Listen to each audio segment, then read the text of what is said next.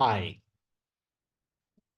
Let's now look at assessment criteria 4.3 in applied marketing. Assessment criteria 4.3. And here we will look at these types of theories and indicative content. So we're going to look at online and offline channels. We're also going to look at how online and offline marketing channels, marketing communication channels, right? That is digital and non-digital channels will help achieve marketing objectives. So we will be looking at this in relation to achieving marketing objectives. What is the kind of reach and coverage you need with your ads? The type and complexity of the messaging that you carry in your advertising.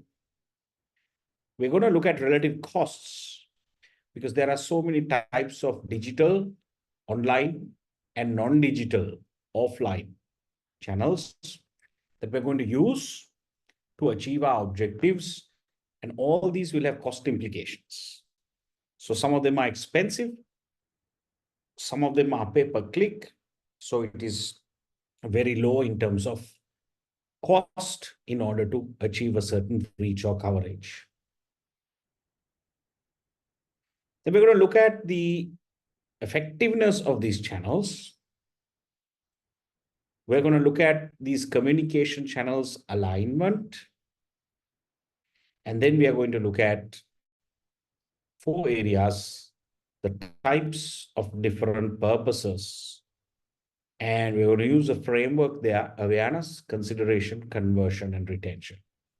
So this is what we're going to look at in assessment criteria 4.3. Let's start now.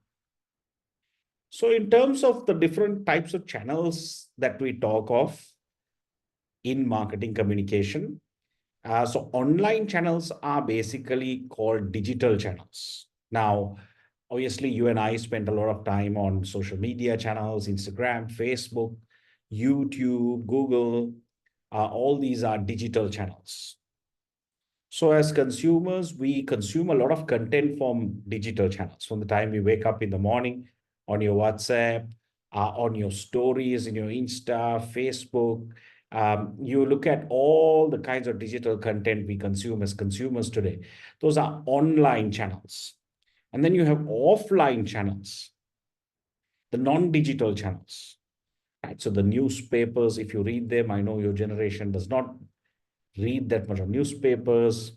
So TV, radio, outdoor exhibitions, magazines, print material, point of sale, all those become offline communication channels. So you have digital or online channels and offline channels, which are non-digital channels. So what you see in this diagram here are the offline and online channels. The online channels are marked in the kind of pink areas. And then the offline non-digital channels are in the purple areas. So when we talk about advertising and communication, a company can use offline and online channels. So there is a wide variety of channels that a company can use to communicate with its consumers, right? So in terms of online channels, there's obviously Google. That's a search engine. There's so many search engines, but Google is the most popular one. And we use search engine optimization. So you can have organic optimization of your website by complying to Google standards. You become the first search. And that is obviously the most effective form of free advertising that you'll get, right, in terms of SEO. So Google has an algorithm. When you look for something, if you can be the first search or the second search or the third search, or even in the first page for certain keywords, that means your SEO for your website is very good. So there's a whole strategy behind that you will explore in social media marketing, which is another subject. right? You need to create backlinks for some keywords, some popular words that people are searching for. And then obviously the Google's algorithm will capture those backlinks and it will create a hierarchy of search. We call that search engine optimization. So that is not in this subject, but SEO is a very powerful online method because everyone looks for anything on Google. So paid search is when you advertise online. Paid search, we call it SEM, search engine marketing, where your paid ads will pop up when you look for something. And obviously those paid ads, you pay for pay-per-click, PPC, right? So you have a lot of methods that we use in terms of search marketing, which is online. Then you have online public relations, You have affiliate marketing or what we call influencer marketing. You have people who are influencers, macro influencers, micro influencers, smaller nano influencers who have even 2,000, 3,000 followers on Instagram or Facebook. They call nano influencers. So even smaller influencers to all the way Ronaldo, Kim Kardashian, they have a large amount of Taylor Swift. They have large amount of macro influencers. They're huge influencers. So all these are important online channels, affiliates, sponsorship, co-branding. So all these are online channels. Social media marketing, we do lead generation on Facebook, we do Instagram ads, reels. So many kinds of social media ads can be run so that you can generate inquiries, into your website, or you can generate inquiries to your WhatsApp or through Messenger. So social media marketing has so many ways that you can create ads and carousels. You have email, which is a powerful method. Today, when we wake up in the morning, we check our emails, right? Back in the day when we were small, we used to wait for the postman to come. But today, you can send and receive anything anywhere in the world really, really fast. So email is a very, very popular form of digital communications. And there's so much of variety that you can bring in. You have email solutions, email engines, WhatsApp engines, SMS engines. Today, all these are automated. And all these are forms of digital communication channels, including interactive ads, right? So you have these kinds of online methods of communication. And what you find in purple here are the offline or the non-digital traditional types of communications. So you have these channels, which are your advertising on radio, TV, very expensive. You have press advertising, you have magazine advertising, personal selling. If you employ salespeople, you can do sales promotions. We can see, many brands like supermarkets, like white goods, brown goods, like Singer, and then you have Abans that does a lot of sales promotions. Public relations is an interesting form of communication.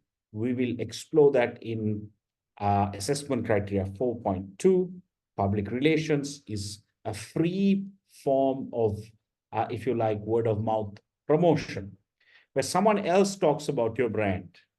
Like you can get a press release out and you can get the media to talk about your product launch or something innovative that you're talking about, which is newsworthy. And that is called PR. And you have online PR today, as well as traditional offline newspaper, magazine kind of PR. Sponsorships are also a very popular form of non-digital communications, right? And then you have exhibitions, packaging, word of mouth, direct mail. These are all traditional forms of communications. So in summary, you have offline, digital forms of or channels of communication, which you see in the pink boxes here. And then you have the offline, the non-digital, what we call the traditional marketing channels of communication here. And a company must use a good blend of this. Today, you cannot only use digital, you cannot only use offline or non-digital. You need to have a good blend. In our case, at Cambridge College, we use more of digital.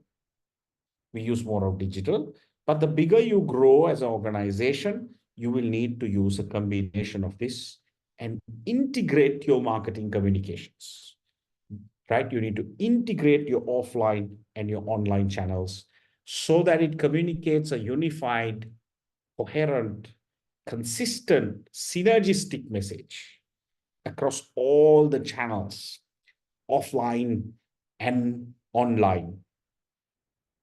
So all these will give you different kinds of reach to your target audience. For example, advertising will give you a reach to a different kind of audience, like radio. Radio will be an audience, especially if you take Sri Lanka. And if you get the digital, you get the radio channels, you have Gold FM that appeals to one segment, right? The slightly older population, right? You have, Sun FM that is to the younger population. You have different channels of languages, Sinhalese channels. If you take TV, there's Sirasa, there's Hiru FM, so there are different channels, and with their programs, they appeal to different audiences. And now, the very expensive forms of communication, digital forms of communication, are a lot more cost effective, right? For example, social media advertising, pay-per-click on Google are all very cost-effective methods. And then you have SEO, online PR, which are free forms of advertising, right? But you need to ensure you have your technical configuration so that you meet the standards of those repositories in order to get organic reach.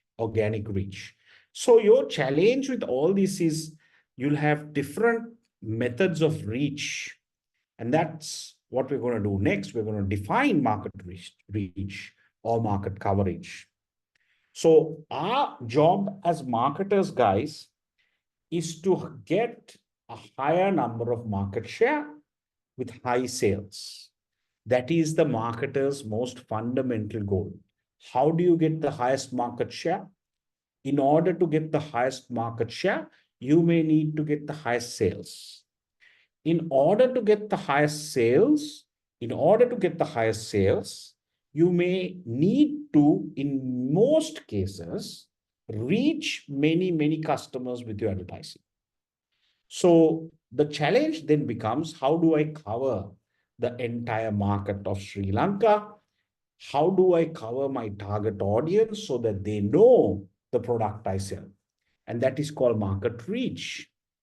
So market reach or market coverage is the approximate number of potential customers who see the advertising campaign. So you can do this in terms of market research. You can run some ads for about a week, and then you can go to your target audience and do a small research to ask them, have they seen the ad? If they have not seen the ad, that means you are not reached 100%. That means either your message is not very clear, or your budget is too small, or you have not used the right channels to communicate to them. For whatever reason, you are not reached. So our job as marketers is to get the highest sales, highest market share. In order to do that, we need to get the highest market reach or the market coverage. right? So if you look at the messaging that we sent, if you look at the messaging, now, most of us, from the time we wake up in the morning to the time we go to sleep at night, maybe we are exposed to so many kinds of ads. I don't know. Can you count the number of ads that you saw today? You can't, right? Can you count the number of ads that you were exposed to or brands that you were exposed to? From the time you woke up in the morning, how many SMSs you got from different banks, different TV channels? How many WhatsApp messages you got, right? Then when you went to the news feeds of Instagram, LinkedIn, watched a little bit of a YouTube video, Facebook, maybe TikTok, maybe any other form of Google search engine or whatever you looked at, how many ads did you see? You can't even remember, right? You can't even remember. And then you go take a ride in your car, bus, you start walking. How many ads do you see? How many billboards? How many posters? How many people are advertising to you? So many, right? Now, the clutter of advertising is a very serious concern in marketing, right? The clutter of advertising. So our job as marketers is to break through this clutter and ensure we have a strong message being communicated to our customers. So here are some of the types of messages. You can have a very factual ad. Now, this is going out of fashion, factual ads, where you have a lot of information, right? Let's say you're advertising a washing machine. You can put all the features. Sometimes it is useful. Let's say if you're buying a camera or buying something technical, it's good to have a lot of information. But this depends on the product. This depends on the product. If you're buying a loaf of bread, you don't want all the facts. You want the ingredients, you want the date of expiry, you want the brand, the manufacturer, right? I mean, that's more than enough. You don't need a lot of information. So this depends on the product. Then you can also have the product being demonstrated. If you're selling a vacuum cleaner, you can then show on TV or you can show on digital channels how the vacuum will pick the dirt. So a demonstration. Demonstration is a very, very powerful method to craft your message in advertising. You demonstrate it in the ad. Most people click and buy when they are convinced with the demonstration in the ad. Comparison, you can compare your product with another product in the market, but that you can't use a competitor's name, but you can say product, your product, and you can say, here's another product in the industry, and then you can show a comparison. You can use fear, the emotion of fear, humor, music, sex, fantasy, and animation. There are many companies who use this. Fear, for instance, is used by insurance companies. Humor is used by many, many ads. MTV is one of the best companies that used humor.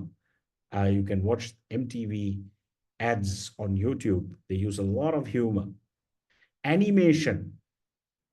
You can remember the Energizer Bunny, right? You can see Cadbury's chocolates uses a lot of sensual or sex appeal. So does a lot of sort of men's fragrances or, kind of soaps. So all of them will use different kinds of appeals to craft their message. All this is to cut through the clutter and to reach their target audience. Music is used effectively in fantasy, cartoon sort of situations, and not so real situations in life. Our fantasy situations are sometimes used to craft an effective message to get the message across to the customer. right? So here are the types of messages. So when you are communicating your message, remember this, you will have offline and online, digital and non-digital channels. All this is to make sure you achieve your objectives. All this is to make sure you have higher market share, higher sales. And in order to do that, you need to have very good reach and coverage of the market, right? And then make sure whilst doing that, you also have a very strong message in your ad so that your ad will be recalled and remembered. And the complexity of the message being communicated sometimes is a huge challenge, right? Because there can be sort of complex, very complex issues, right? For example, if you're selling healthcare products, central heating systems, personal financial services, all these are very complex explanations required. So it's a very challenging way for you. You can't run a 5 second or a 10 second ad to sell a heating system or a mortgage loan, right? So you need to then use demonstration, you need to use comparison. Again, going back into the previous slide, many techniques need to be used. And sometimes the level of education of the recipient of your target audience, the recipient of the message, maybe the mass market, they might not be able to understand it clearly if you use very complex language, right? So you have to simplify your message, make sure they understand it clearly, whether immediate action is required or not. What is the call of action? Can they buy it before a particular date and get a special price? And the level of involvement of the customer, high or low. So the complexity of the message is something that you need to think about. You can do research here. After you create the ad, you can show it to maybe a sample of customers to see whether they really understand it or not. If they don't clearly get the message and if they're not inclined to buy, then you need to withdraw your ad. Most companies do this, right? So you need to course correct it quickly so that you don't waste a lot of money on media, right? So if you look at the cost comparisons of different media channels, guys, right? I mean, obviously TV is very costly. Right now, if you are to advertise on prime time TV, right, on Hero, Terana, Sirius, Rupawahini, ITN, it'll cost you a lot of money. It cost you one 30-second commercial will cost you about 75,000 to 100,000, right? Depends on the time. If it's prime time just before news, that's even cost you 150,000. One ad, one 30-second ad. So it's very expensive. Radio, on the other hand, is cheaper than TV, but it is much more expensive than newspapers. So the most expensive, I would say, is television, then radio, then your print forms of newspapers, magazines. Most cost-effective forms can be your digital formats, right? On your social media, blogs, YouTube, pay-per-click, and email, WhatsApp are very cost-effective methods to communicate. And then you have outdoor billboards. All those are very costly as well. Then you have point of sale, which is indoor, posters, shelf strips, wobblers, displays. Again, very cost-effective form of communication. And that is at the point of sale. So you can convince customers a lot with your indoor advertising inside the shop, inside the store. We call them point of sale advertising. And then you have cinemas ads, which are not very effective, depends on the product, but not very costly like TV or radio. So these are the various costs of media channels. It's important for you to know that a company would use multiple channels to communicate its message, right? And this is directly from my book, The Cost Implications. I have very clearly laid out here. Advertising, you can see ability to deliver the message is low, but personal selling ability to deliver the message is very, very high, very, very high. So you can take the 5 communication mix elements here and go through one by one. In terms of reaching a large coverage, advertising, you can cover a lot of people, right? Very high. Lowest is personal selling because one person is talking to a customer, personal selling. So you can see the credibility with personal selling is high, direct selling is high. The cost per contact, direct marketing is high, right? Cost per contact, advertising can be low, depends. If it's TV advertising, it can be high, right? Wastage, you can see advertising is very high. Advertising is very, very high. So this is a comparison of the effectiveness of each communication mix element. We have 5 communication mix elements: advertising, sales promotion, public relations, personal selling, and direct marketing. So this is the effectiveness of each tool, how it will impact and affect your marketing objectives, right? And then we conclude this area by talking about the different content types for different purposes. Now, when we talk of marketing communications, guys, remember, when we're trying to achieve a sale, okay, we call this the funnel. It's like a bucket, right?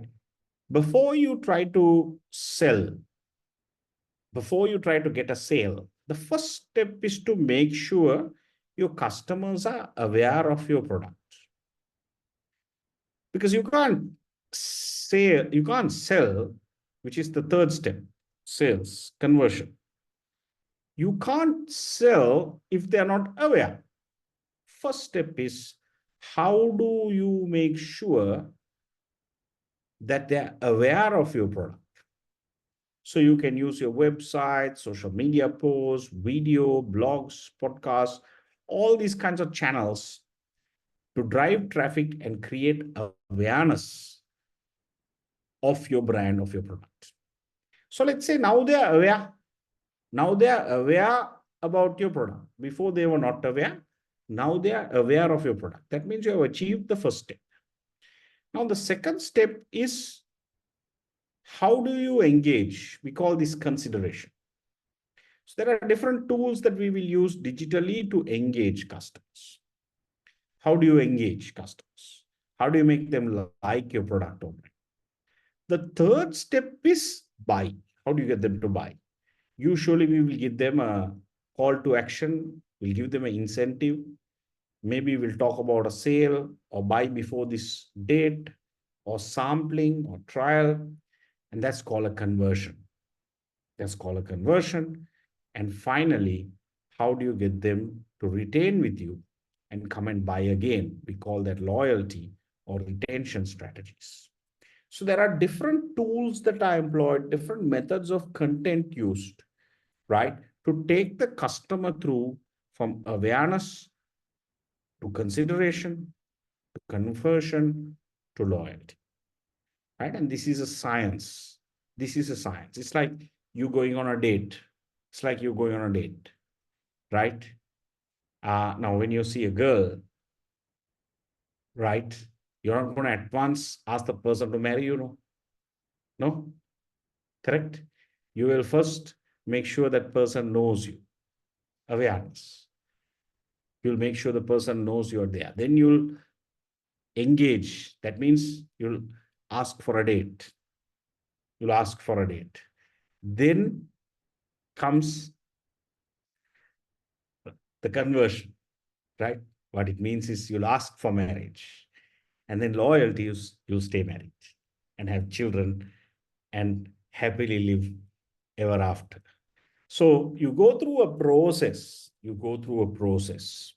Similarly, with the customer too, you go through a process from awareness to consideration to conversion to loyalty. I hope it's clear, right? So that is assessment criteria 4.3 in marketing impact. I will see you very soon in AC assessment criteria 5.1. Thank you.